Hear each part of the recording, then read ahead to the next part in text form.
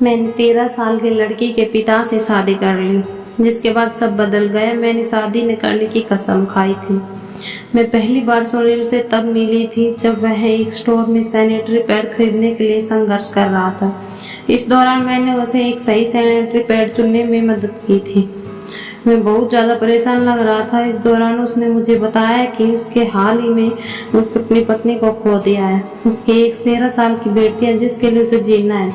उसकी हालत देखकर मैंने उसे शांति से सब कुछ समझाया। मेरी बातें सुनकर वह तनाव मुक्त लग रहा था। मैं भी उससे धीरे धीरे कनेक्ट हो रही थी।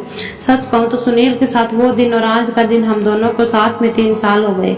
इस घटना के बाद हम दोनों अक्सर एक दूसरे से मिलते रहे। इस दौरान हमारे बीच बहुत सी बातें होने लगी। शायद ऐसा इसलिए क्योंकि वो और मैं अपने जीवन में एक ही स्तर पर थे। हम दोनों की पसंद नापसंद भी एक जैसी, यहाँ तक कि हमें एक ही टीवी सीरीज पसंद आई। वह एक स्वीट हार्ट थे और मेरे साथ बहुत अच्छा व्यवहार करते थे।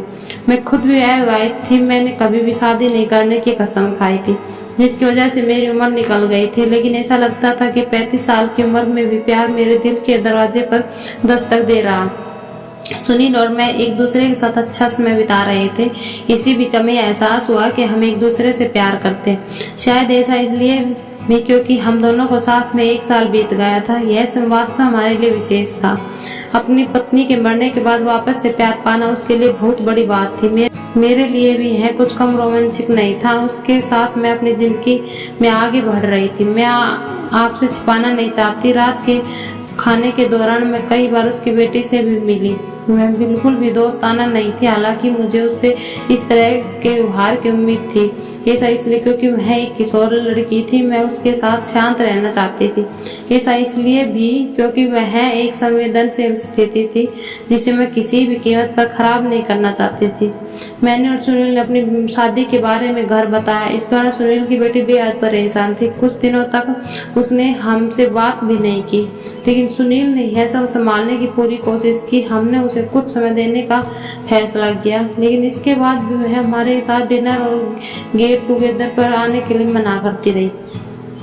हम जब भी उससे बात करते वह हर बार सीधे अपने कमरे में चली जाती। यह सब देखकर एक दिन मैंने उससे बात करने का फैसला किया। मैंने उससे पूछा कि वह क्या सोच रही है। इस दौरान उसने मुझे बताया कि शादी के बाद वह कितना ज़्यादा अकेला महसूस कर रही है।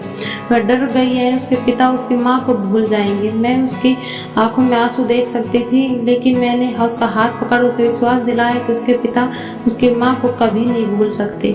मैंने उसे बताया कि जब मैं सुनील से उसकी माँ की कहानियाँ सुनती थी तो वह बहुत ज़्यादा खुश होता था।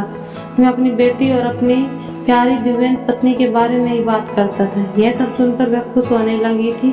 इस दौरान मैंने उसे यह भी बताया कि मुझे इस अद्भुत परिवार का हिस्सा बनने के अलावा कुछ नहीं चाहिए। मेरी बात सुनकर वह मुस्कुराए। उसने अपना हाथ मेरे हाथ पर रखा। इस घटना के बाद उसके साथ मेरी अद्भुत दोस्ती हो गई। कुछ महीने बाद सुनील और मेरी शादी हो गई। उसकी बेटी अपने पिता को खुश देखकर बहुत खुश हुई। वह हर कदम पर हमारे साथ चल रही थी। मैं अच्छे से देख सकती थी कि वे परिवार के रूप में हम तीनों कितने खुश थे। मैं आपसे छिपाना नहीं चाहती, सुनील की बेटी ने कभी भी मेरा जीवन कठिन नहीं बनाया, बल्कि वह अपने जीवन में इस बड़े बदलाव को लेकर काफी खुश है। वह एक अच्छी बच्ची है। मैं उससे बहुत प्यार करती हूँ। सुनील मेरी लाइफ में सबसे अच्छे होने वाली चीज है।